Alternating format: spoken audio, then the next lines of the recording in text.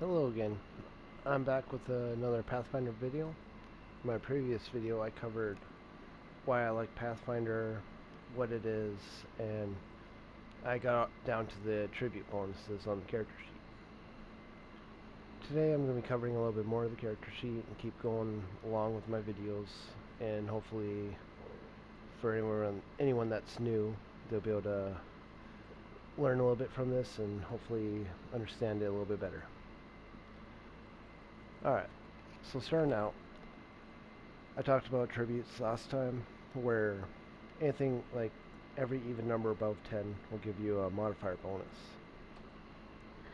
For this, first example I'll give you is HP. So depending upon what class you are, there will be a different hit die. Hit die will be the dice you roll. So a D6 for like a wizard, a D12 for a barbarian, D8 for like a cleric. Well, at level 1, you take the maximum number you could get automatically. So if you're a barbarian, you'll start off with 12 HP. The next thing that you will add in is your constitution modifier. So if you have a 14 constitution, that 12 HP is now a 14. Other bonuses that will apply will be things like class bonuses, your favorite class. That's something that you select at level 1. This bonus can be applied a few different ways, but I'll get into that later. And then there's also feats and special abilities, spells, and of course magic items that will also affect your HP as you level up. Now once you hit level 2, for that barbarian with the D12, you'll roll it. So let's say you roll the dice, it lands on a 6.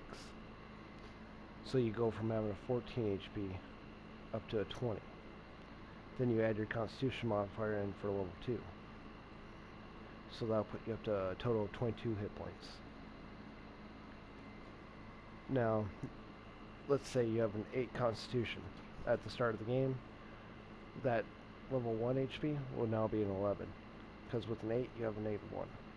And so on and so forth. DR is something that I'll touch on later.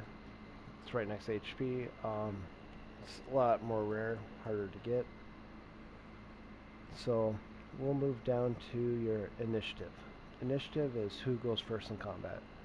You roll a 20-sided dice, a D20. You add your initiative to whatever that roll is, and we use that to determine who goes first on turn and what order everyone follows in. So for most classes, you won't have a miscellaneous modifier on it. That will mostly come from special class abilities or feats. So you'll see you have your dex modifier there. So if you have a 16 dexterity, that'll be a 3. And that'll just carry over to your total. Certain things like wizards can have familiars. Some familiars might give you a +2 or a +4 to your initiative bonus. But once again, those are like more class specific things. Next on the order will be your AC. AC is your armor class. It's your ability to avoid taking damage entirely. So whether you're dodging an attack or possibly the weapon connecting but hitting the armor and glancing off. So you start with a base of 10.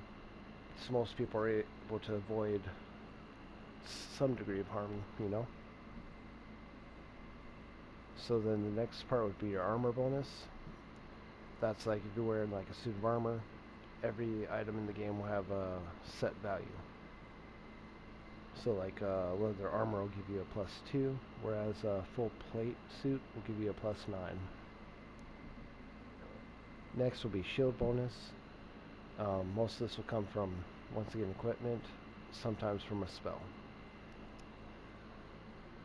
A buckler will give you a standard +1. Next spot would be dexterity modifier. Depending upon what armor you're wearing, most of them have a cap on dexterity. Like a full plate mail gives a +9 bonus, but a 0 dexterity modifier. So it doesn't matter if you have 16 dexterity or not, you only get that +9 from the armor itself. Next will be size modifier. Most classes are going, most races are going to be a medium size, which will put you at 0 for a standard. Now if you're playing a gnome or a halfling, you get a +1 to your armor for being a smaller target. Natural armor bonus, that's a little bit harder to come by.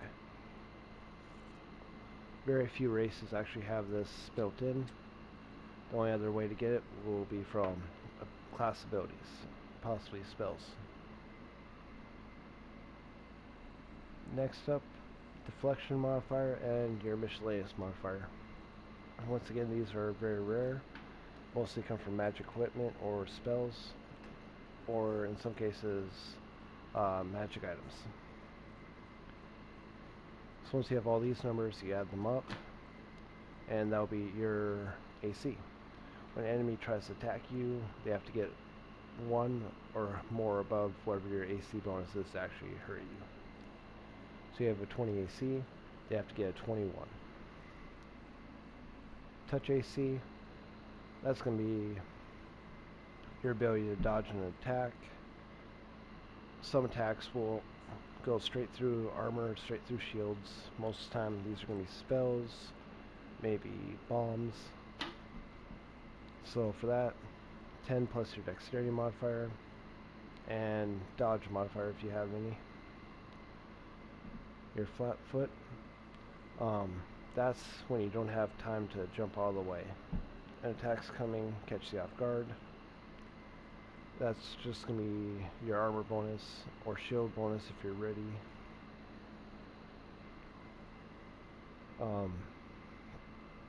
Alright, next on the list will be your saves. As I probably mentioned before in the first video, there are 3 saves: Fortitude, Reflex, and Will.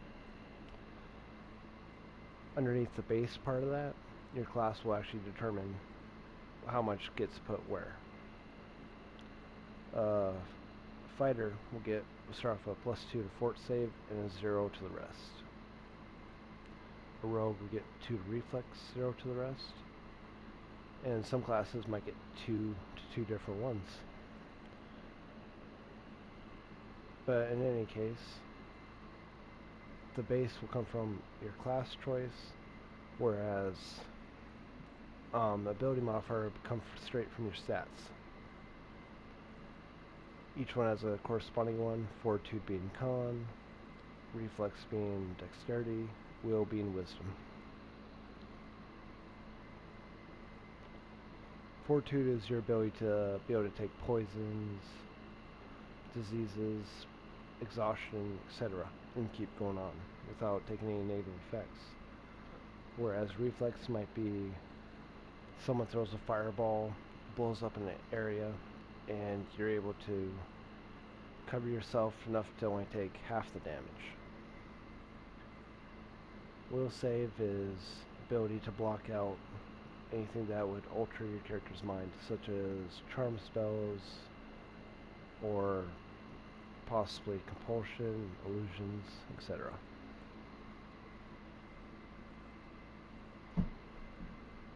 Next up, BAB. Your BAB is going to be determined by your class. They will tell you when you get bonuses, when you don't. And the CMB, CMD, combat maneuver bonus and combat maneuver defense. Combat maneuvers are kind of like someone tries to grapple you or you grapple them. Maybe someone tries to trip. These are bonuses, and as you see underneath, it's very clear cut. You have your base attack bonus, plus your strength, plus your size. For these, the bigger the better.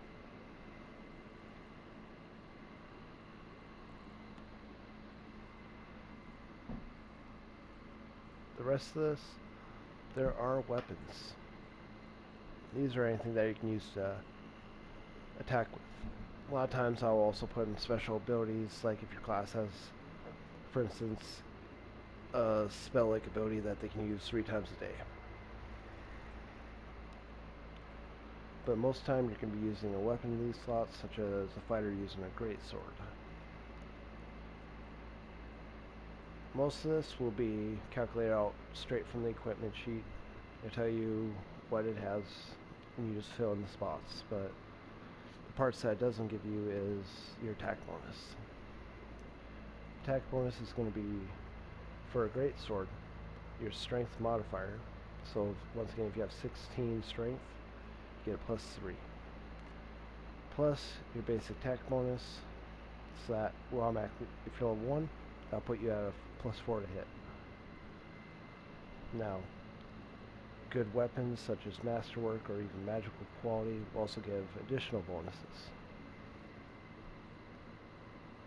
And then as for damage, once again, each weapon has its own dice you roll. Greatsword will be 2d6. But one thing that took me a while to figure out, no one told me. So if you're using a one-hand melee weapon, it's the dice plus your strength modifier. Now if you're using a two-handed melee weapon, like the greatsword, you take 50% additional strength. So a 3 strength will round to +4 to damage. Whereas a force, if it, like have a 18 strength, 4 modifier, that'll round up to a 6. Pathfinder always has to round down. Some people like it, some people don't, but typically it makes things more fair. It's typically in your favor most times. Whereas you might avoid 1 additional point of damage, you might make the jump, etc. But as I'm running out of time, I try to keep my videos 15 minutes or less. Next video, I'll probably be covering skills and the backside of the character sheet. Once again, any questions you can put in comments. And I thank you for listening. Have a great day.